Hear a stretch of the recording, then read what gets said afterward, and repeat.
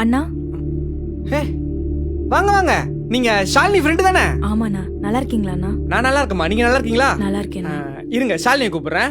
ஷாலினி, ஷாலினி என்ன மாமா? சீக்கிரம் வா. இதோ வரேன்.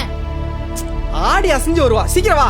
ஷூ, என்ன மாமா எதுக்கு இப்ப லவாதமன் கத்திட்டு இருக்க? அங்க பாருடி யார் வந்திருக்காங்க. நீ ஏண்டி கேவலம் ஒரு மளிகை கடைக்காரனை போய் கல்யாணம் பண்ணிருக்க? ஊர்ல வேற நல்ல மாப்பிள்ளையே கிடைக்கலையா? ஆனா அரிசி மூட்டை வந்திருக்கு, எங்கடா இறக்கி வைக்கணும்? இருப்பா, நானே வரேன். நீங்க பேசிட்டே இருங்க, நான் வரேன். அன்னைக்கு உன்கிட்ட அப்படி பேசினதுக்கு ரொம்ப சாரிடி. நான் வேற ஏதோ பேச வந்து ஏதேதோ பேசிட்டேன். நாங்க இங்கிருந்து வீடு காலி பண்ணிட்டு போறோம். அதான் எனக்கு ஒரு மாதிரி கில்ட்டா இருந்துச்சு. உன்னை பார்த்து உன்கிட்ட சாரி கேட்டு போலான்னு வந்தேன். உனக்கு இன்னும் என் மேல கோவம் போகலன்னு தெரியுது. உனக்கு எப்ப என் மேல கோவம் போகுதோ அப்ப என்கிட்ட பேசு. ஊருக்கு வந்தா வீட்டுக்கு வா. என்ன ரவினா, ஒரு நிமிஷம். சாரிடி, நானும் அன்னைக்கு ஏதேதோ உன்னை பேசிட்டேன். நீயும் எதையும் மனசுல வச்சுக்காத, சரியா? இல்லடி, நீ சொன்னது கரெக்ட் தான். மாச சம்பளம் வாங்குறவங்களுக்கெல்லாம் 1ஆம் தேதியில இருந்து 10ஆம் தேதி வரைக்கும் தான் கையில காசு இருக்கும். ஆனா இந்த மாதிரி மளிகை கடை வச்சு பிசினஸ் பண்றவங்களுக்கு தான் மாசம் ஃபுல்லா கையில காசு இருக்கும். என்னாச்சுடி உனக்கு? ஏன் வந்ததுல இருந்து ஒரு மாதிரி பேசிட்டு இருக்க?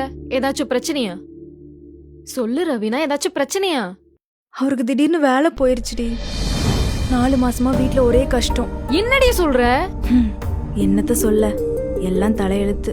இந்த வேலையை நம்பி எல்லாத்தையும் இஎம்ஐல வாங்கி போட்டு சொகுசா வாழ்ந்துட்டு இருந்தோம். இப்ப வேலை போனது எல்லாமே தலைகீழா மாறிடுச்சுடி. சரி, இந்த கம்பெனி இல்லனா என்ன, வேற கம்பெனில வேலைக்கு ட்ரை பண்ண வேண்டியதானே? ட்ரை பண்ணிட்டு தாண்டி இருக்காரு. எதுவும் கிடைக்கல. கடன்காரங்க கேக்குற கேள்விக்கு பதில் சொல்ல முடியலடி. கடனை வாங்கி வீடு கட்டிட்டோம். இப்ப வாங்கின கடனை அடைக்கிறதுக்கு ஆசையா கட்டின வீட்டை விற்க வேண்டிய நிலைமை வந்துருச்சு. எனது வீட்டை விற்க போறியா? நீ சும்மா இரு, நான் என் மாமா கிட்ட கேக்குறேன். அவர் கண்டிப்பா உனக்கு ஏதாச்சும் ஹெல்ப் பண்ணுவார். இரு மாமா. அதெல்லாம் வேணாண்டி. நாங்க வாங்கி இருக்கிறதெல்லாம் பெரிய பெரிய கடன். அவ்வளோ பெரிய கடனுக்கு யாராலையும் உதவி பண்ண முடியாது. உனக்கு என் மாமா பத்தி சரியா தெரியாது. அவருக்கு கம்மி வட்டிக்கு கடன் கொடுக்கற நிறைய பேத்து தெரியும். இப்போதைக்கு வீட்டை அடமானத்துக்கு போட்டுட்டு இருக்கிற பிரச்சனை சமாளி. வேலை கிடைச்சதும் எல்லாம் தானா சரியாயிரும். சரியா? இரு மாமா.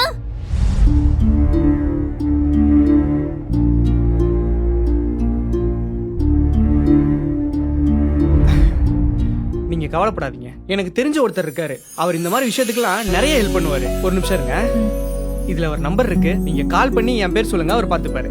தேங்க்ஸ்ண்ணா, நான் உங்ககிட்ட கண்டிப்பா பேசுறேன். தேங்க்ஸ் டி. ஏன் மாமா, ஏன்டா இவ்ளோ நல்லவனா இருக்க? என் ஃப்ரெண்ட் அன்னைக்கு உன்னை மளிகை கடைக்காரன்னு சொல்லி அசிங்கப்படுத்திட்டு போனா, இன்னைக்கு நீயே அவளுக்கு ஹெல்ப் பண்றேன்னு சொல்ற. பாத்தியா, அவங்க மளிகை கடைன்னு சொன்னத நீயும் அசிங்கன்னு சொல்ற. மளிகை கடை வச்சிருக்கேன், அதனால என்ன மளிகை கடைக்காரன்னு கூப்பிடுறாங்க. இதுல என்ன இருக்கு? அது மட்டும் இல்ல, இன்னார் செய்தாரே ஒருத்தல் அவர் நான நன்னயம் செய்து விடல்னு ஒரு திருக்குறள்ல சொல்லியிருக்கு. அவ்வளவுதான் வாழ்க்கை. புரியுதா? வேலையை பாரு.